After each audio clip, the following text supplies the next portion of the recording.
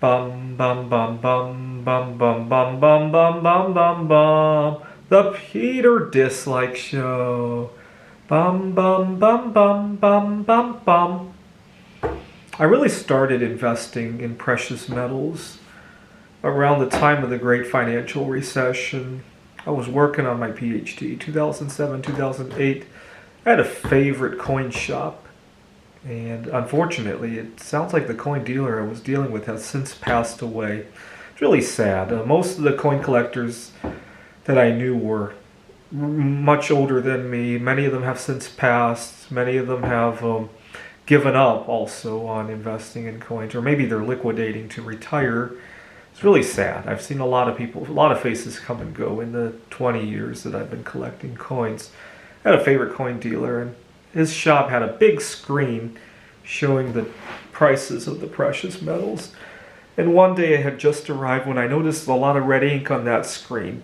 Silver had corrected from the low tens down to $9 something, if I remember correctly.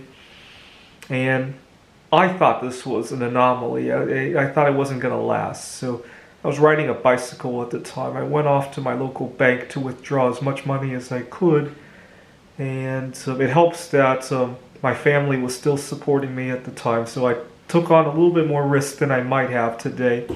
I withdrew most of my money and bought silver coins. And I was riding my bicycle and running late for class, riding my bicycle back to the classroom. I might have gotten there a minute or two late and apologized. And I couldn't resist talking to my classmates about what a great deal I got on silver. Showing everybody the silver coins that I had bought. It wasn't a lot by today's standards, but at the time as a PhD candidate, it seemed like the world. My PhD advisor overheard about all this and she was so upset. He asked me, "Do you even understand why silver prices corrected so much?" I was like, "No, what happened?" She said that the economy has gone to shit. The government had to step in today and bail out AIG or whatever it was. I still didn't understand. All I could think about was how cheaply I had bought silver. And that became a joke around the campus. I was so hyper-focused on silver, I didn't really study the economy. You know, it's kind of funny because 12 years later, I repeat the same old story. What had happened was now I was just minding my own business, living out of my car in Seattle, Washington. I was working at a tutoring center and also as a professor at Washington Technology University, a technical college. And I was making okay money, but I wanted to put everything aside, so I lived out of my car. And I've been living out of my car on and off for many years. I mean, during the brutal winters, I would look for either a Airbnb or some month-to-month rental and maybe camp out there for a month or two and then go back to my car. That's how I handled it for many years, actually, until the pandemic. But anyways, I was living out of my car, and one day I went to my favorite coffee shop where I hung out a lot, met a lot of people there, and I discovered I couldn't sit down in the dining area because of this so-called pandemic. And when I turned on the markets, I noticed a lot of red ink, including the silver. That was the day, and this was the day I was racing my bicycle around.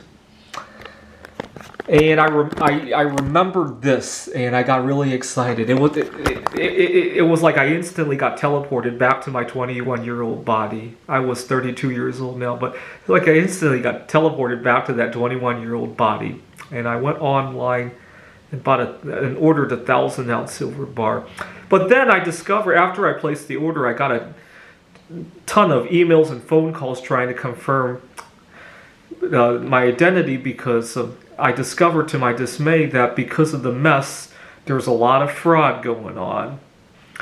And I really wanted to make sure the order went through because a few years before that, one day I had tried to order some iridium, and I didn't want to jump through all the hoops, and I gave up on trying to make that order. And I come to regret it. Iridium had taken off from, I think it was 200 an ounce at the time I tried to make the order. It was now thousands of dollars an ounce, and I didn't want to miss out on that.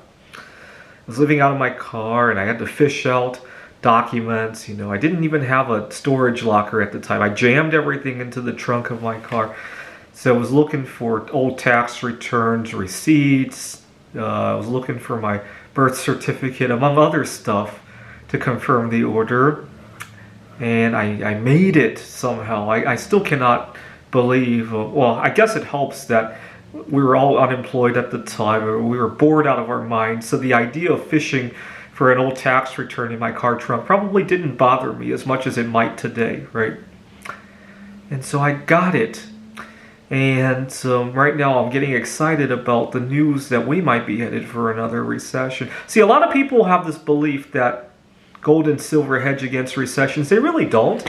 Recessions are actually a good time to buy silver and potentially the strategic metals as well.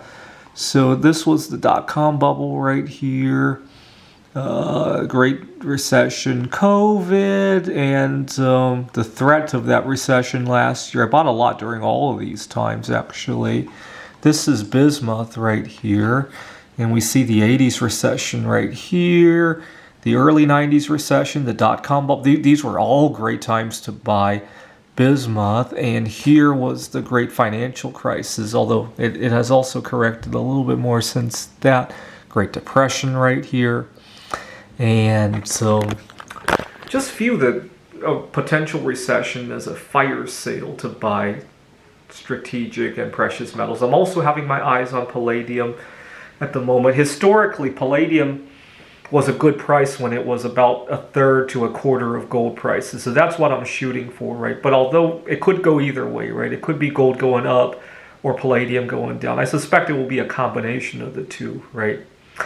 Aside from gold, which people are crazy over, recessions are really a fire sale opportunity to buy silver, palladium, platinum, bismuth, potentially iridium again if I get a chance. I hope to, because I've come to really regret missing out on that opportunity. Indium, tellurium. I have my eyes on tin as well. Historically, tin hasn't been so overpriced, and I really love working with tin in my art, but unfortunately it's a little bit overpriced at the moment. And thallium and some of the semiconductor-based elements, cadmium, and tungsten and tantalum as well, some of the hard minerals. This is the Peter Dislike Show. Bum bum bum bum bum bum bum bum bum bum bum bum. The Peter Dislike Show. Bum bum bum bum bum bum bum.